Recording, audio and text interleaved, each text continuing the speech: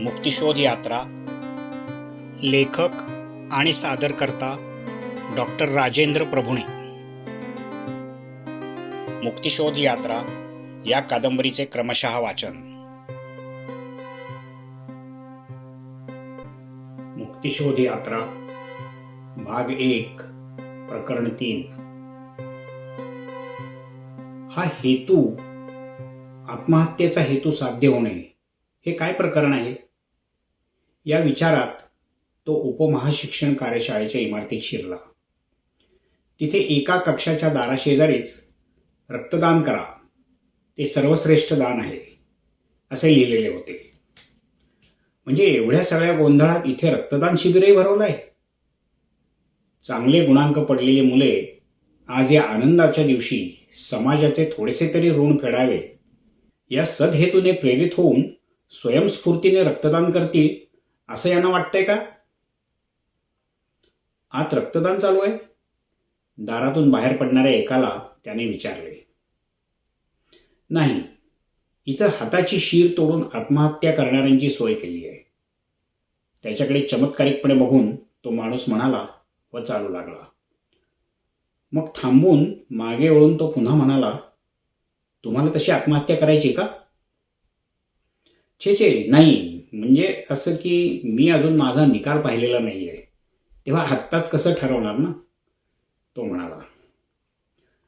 मग लवकर बघून या आणि लवकर आत्महत्येचं ठरवा, आणि त्यासाठी इथंच या. ही पद्धत नाट्यपूर्ण आणि थरारक तर आहेच, पण अगदी सुरक्षित, झटपट आणि वेदनारहित. शिवाय जाता जाता समाजकार्य, दानधर्म आणि एका व्यक्तीला जीवदान देण्याचं पुण्य. लवकर या. तो माणूस गेल्याची खात्री झाल्यावर तो हळूच त्या कक्षात शिरला. बाहेरच्या पेक्षा आत शांत, गंभीर वातावरण होतं. 5-6 खाटांवर काही मुले मुली कठोर निश्चयी चेहरे करून, डोळे छताकडे एकटक लावून, हालचाल न करता उताणे पडून होते. प्रत्येकाच्या हाताच्या शिरेत एक एक सुई खुपसलेली आणि खाली प्लास्टिकच्या पिशवीत रक्ताची धार लागलेली. इतक्यात एक मुलगा डाव्या हाताची बाही वर करून आणि उजव्या हातात उघडे ब्लेड धरून जड पावले टाकत आत शिरला. त्याच्या मागे सुरक्षित अंतरावरून आणखी 5-6 मुले आली. तो मुलगा कठोर निश्चयी चेहऱ्याने अलीकडच्या रक्त तपासणी टेबलाजवळ गेला. क्षणभर थांबला. मग दोन्ही हात उंचावून उजव्या हातातले ब्लेड नाचवत वीरश्रीयुक्त घनगंभीर आवाजात हुतात्म्याच्या आवेशाने गरजला, गुणांकांच्या फाशांनी मुलांच्या आयुष्याचा जुगार खेळणाऱ्या हे परीक्षकांनो आणि मोडकळीला आलेले, हजारो चुका करणारे संगणक वापरून मुलांच्या आयुष्यांचा निकाल लावणाऱ्या परीक्षा महामंडळातील कसायांनो, पहा, तुमच्या काळ्या कारवायांचा आणि भीषण कृत्यांचा परिणाम. माझा निकाल लावणाऱ्या निकालपत्रावर माझं पवित्र रक्त सांडून मी आता आत्महत्या करतो. शिक्षणाच्या नावाखाली निरुपयोगी माहिती कोंबून आमच्या डोक्याची कचराकुंडी करणाऱ्या शिक्षकांचा, भ्रष्टाचारी परीक्षकांचा आणि परीक्षा नावाच्या रक्तशोषक जळवा आम्हाला चिकटवून आमच्या रक्तावर पुष्ट होणाऱ्या परीक्षा महामंडळाचा धिक्कार, हा मी आता बलिदान करतो. थांबा. टेबलाजवळ बसलेला रक्त तपासणी करणारा म्हणाला, मी तुम्हाला एक सुचवू का? चालेल, वेळ थोडा आहे, तेव्हा आत्ताच काय ते सुचवा. तुम्ही ब्लेडनं शीर कापण्याऐवजी आम्ही तुमच्या धमनीत सुई खुपसून रक्त काढून घेतलं तर चालेल का? का? कारण शेवटी तुम्ही रक्तस्राव होऊन मरणार, पण ब्लेडनं शीर कापल्यास रक्त वाया जाईल. शिवाय ते ब्लेड गंजलेलं आहे आणि निर्जंतुकही नाही. तेव्हा नंतर तुम्ही जखम चिघळून धनुर्वात होऊन मराल. त्यापेक्षा आम्ही चांगल्या पद्धतीने रक्त काढून घेऊ. आम्हाला रक्त मिळेल, तुमचाही हेतू साध्य होईल. शिवाय जाता जाता रक्तदानाचं पुण्य आणि समाजकार्य. मग मी आनंदानं दिलं असतं, पण काय करू, या परीक्षांनी माझ्या रक्ताचं सतत शोषण चालवलं आहे. आता माझ्या अंगात रक्ताचा थेंबही शिल्लक राहिला नसेल. पण शीर कापल्यावर थोडं तरी येईल की नाही? शिवाय काढलेलं रक्त एका दिवसात भरूनही येईल. असं म्हणता, पण फार त्रास नाही ना होणार? मग रक्त तपासणाऱ्याने त्या मुलाचे बोट धरून त्यातून थोडे रक्त तपासणीसाठी काढायला बोटात सुई टोचली. परीक्षांचा धिक्कार असो अशी गर्जना करून त्या मुलाने सुई टोचण्याचे दुःख सहन केले. त्याने घड्याळाकडे पाहिले आणि तो चमकला. आपला निकाल आपण अजून पाहिलाच नाही. तो कचेरीकडे गेला. कचेरीसमोरच त्याला मित्र जो आणि मित्राची मैत्रीण टी भेटली. दोघे एकमेकांच्या मिठीत होते. काय मित्रा, किती गुणांक? जोने विचारले. अजून बघितले नाही. तुला? बरे आहेत. आणि तुला? त्याने टीला विचारले. तिला वाटते आपल्याला फार कमी आहेत, म्हणून तिची जरा समजूत घालत होतो. तुमचं चालू दे, मी गुणपत्रिका घेऊन येतो. कचेरीसमोर एका मोठ्या फलकावर सूचना लिहिलेल्या होत्या. गुणपत्रिका देण्याची सोय कचेरीच्या आतील मागच्या खोलीत केली आहे. गुणपत्रिका बघितल्यावर आनंदाचे किंवा दुःखाचे प्रदर्शन कचेरीच्या बाहेर, परंतु उपमहाशिक्षण कार्यशाळेच्या परिसरातच करावे. ते करताना दुसऱ्यास त्रास होईल व उपमहाशिक्षण कार्यशाळेच्या मालमत्तेस हानी पोचेल असे वागू नये. आनंद प्रदर्शनासाठी उपमहाशिक्षण कार्यशाळेतर्फे खालील गोष्टींची सोय केलेली आहे. 1. कचेरी शेजारील उत्तेजना केंद्रात अल्पोत्तेजक चूर्ण क्रमांक 1 ते 4, सांत्वन रस क्रमांक 5, मृदू आनंद रस क्रमांक 2 व अल्पोत्तेजक पेय क्रमांक 1 व 2 उपमहाशिक्षण कार्यशाळेतर्फे फुकट मिळतील. 2. अत्युत्तेजक हुंगण्याचे चूर्ण क्रमांक 2, मंदोत्तेजक फुंकनळ्या व गुंगमती चघळद्रव्य कमी दरात मिळेल, परंतु त्यांचा वापर उपमहाशिक्षण कार्यशाळेच्या परिसरात करता येणार नाही. 3. उपहारगृहात 1 पेला उंची अत्यानंद रस प्रत्येकाला उपमहाशिक्षण कार्यशाळेतर्फे मिळेल. जादा पेले स्वखर्चाने घ्यावेत. 4. उपमहाशिक्षण कार्यशाळेच्या सभाकक्षात बडवण्याजोगी वाद्ये व इतर वस्तू, उदाहरणार्थ बाक, पिपे, टेबले, मोकळी कपाटे ठेवली आहेत. त्या सर्वांची मोडतोड झाली तरी चालेल, परंतु सभाकक्षाबाहेरील उपमहाशिक्षण कार्यशाळेच्या मालमत्तेचा असा उपयोग करू नये. 5. उपमहाशिक्षण कार्यशाळेच्या इमारतीत शांतता राखावी. अत्यानंदाने ओरडण्यासाठी पटांगणाचा वापर करावा. दुःख प्रदर्शनासाठी खालील गोष्टींची सोय केलेली आहे. 1. आनंद प्रदर्शनाच्या सर्व सोयींचा उपयोग दुःख प्रदर्शनासाठीही करता येईल. 2. उपमहाशिक्षण कार्यशाळेच्या परिसरात निरनिराळ्या ठिकाणी निरनिराळ्या प्रकारे आत्महत्येच्या सोयी उपलब्ध करून दिलेल्या आहेत.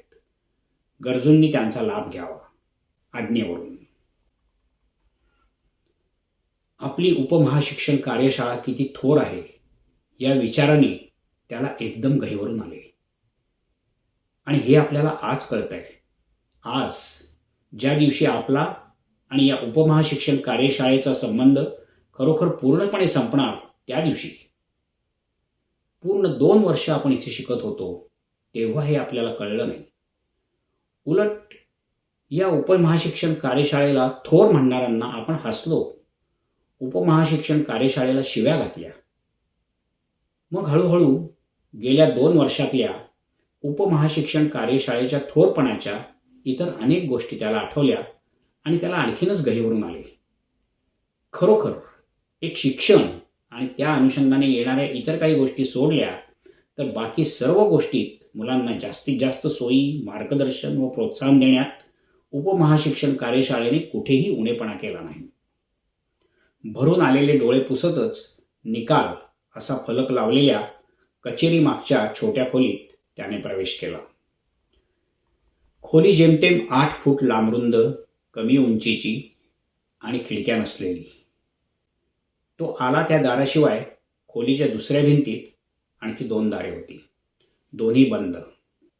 खोलीच्या भिंती रंग उडालेल्या आणि आत एक विचित्र कुबट वास. छताजवळ टांगलेला दिवा आणि त्याचा पिवळट मंद निरुत्साही प्रकाश. दिवा डोक्याला लागणार नाही याची काळजी घेतल्याशिवाय खोलीत हालचाल करणे अशक्य.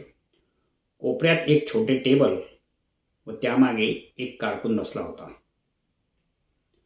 आपल्या आयुष्यातील इतका महत्वाचा निकाल या खोलीत लागणार. मागचा दरवाजा बंद करा, कारकून म्हणाला. का? दरवाजा बंद करता करता त्याने उगीच विचारले. तशी पद्धत आहे.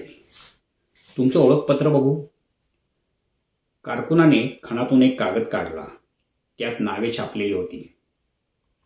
हां, हे सापडलं तुमचं नाव. श्री तो बा मा, 54201, परीक्षा क्रमांक 93564. बरोबर आहे ना? इथं सही करा.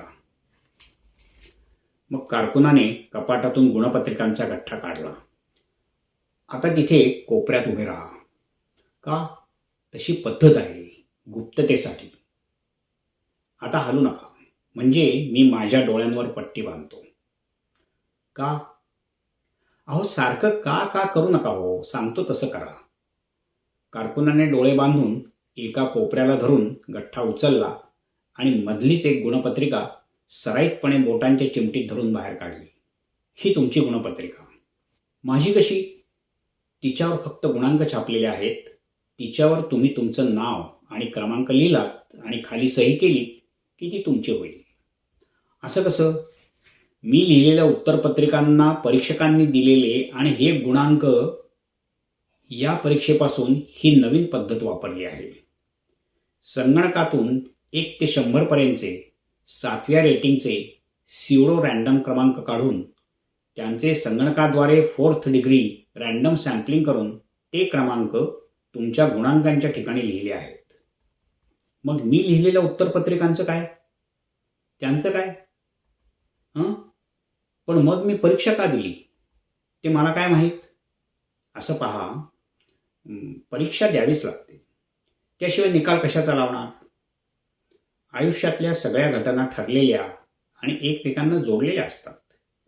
तुम्ही तशा उत्तरपत्रिका लिहिल्यात म्हणून ही गुणपत्रिका तुम्हाला मिळते. तुम्ही वेगळ्या प्रकारानं उत्तरपत्रिका लिहिली असती तर तुम्हाला दुसरी गुणपत्रिका मिळाली असती. पण ही न घेता मी दुसरीच मागितली तर? कोणती घ्या, मी हीच असं म्हणतो तेव्हा त्याचा अर्थ तुम्ही जी तुमची म्हणून नाव घालून सही करून स्वीकाराल ती. कोणती घ्या. मग मी गुणांक बघूनच गुणपत्रिका निवडतो. पुढे जात तो म्हणाला. थांबा, त्याचा काही उपयोग नाही. एकतर तो गुन्हा आहे, दुसरं म्हणजे हे सांकेतिक क्रमांक आहेत. त्यावरून खरे गुणांक आतल्या खोलीतील कारकून संकेत पुस्तिकेत बघून खाली तांबड्या शाईत लिहून देईल. तुम्ही तुमच्या म्हणून स्वीकारलेल्या गुणपत्रिकेवर नाव, क्रमांक व सही टाकल्याशिवाय ते करता येत नाही. मग द्या तीच तुमच्या हातातली. आता मी डोळ्यांवरची पट्टी सोडू? सोडा. अहो, पण हे गुण. त्याच्या डोक्यात एकदम संताप चढू लागला. आता आत जा. ते नव्हे, दुसरं, असं कारकुनाने सांगेपर्यंत एक दार उघडून गुणपत्रिका हातात धरून तो तिरमिरीत आत शिरला. तो संडास होता. तो मागे फिरला आणि दुसऱ्या दाराने आत शिरला. ती मोरी असावी, पण आत्तापुरती तिथे एक टेबल खुर्ची ठेवली होती. मग त्याच्या लक्षात आले की बाहेरच्या खोलीतही एक बेसिन व वर एक फुटका आरसा होता. म्हणजे कर्मचाऱ्यांसाठी असलेल्या स्वच्छतागृहाचा आज निकाल देण्यासाठी उपयोग केला होता. तर असो, संतापून काही उपयोग नाही. मोरी रिकामीच होती. बाहेरचाच कारकून आत येऊन टेबलामागे बसला आणि आतला कारकून झाला. पण तशीच पद्धत असणार. मग कारकुनाने संकेत पुस्तिकेत बघून त्याचे खरे गुणांक काढून दिले. आभारी आहे. अहो, पण तरी इतकेच गुणांक? हे फार तर. हा अन्याय आहे. मी इतका मरमरून अभ्यास केला, इतक्या चांगल्या गुणपत्रिका लिहिल्या, इतक्या पुरवण्या, सगळं बरोबर लिहिलं होतं. प्रात्यक्षिक तर फारच, आणि मला इतकेच. बोलता बोलता सगळी खोली त्याच्या भोवती गरकन फिरली आणि तो मटकन खाली बसला. त्या क्षणी त्याला खरोखर आत्महत्या करावीशी वाटली.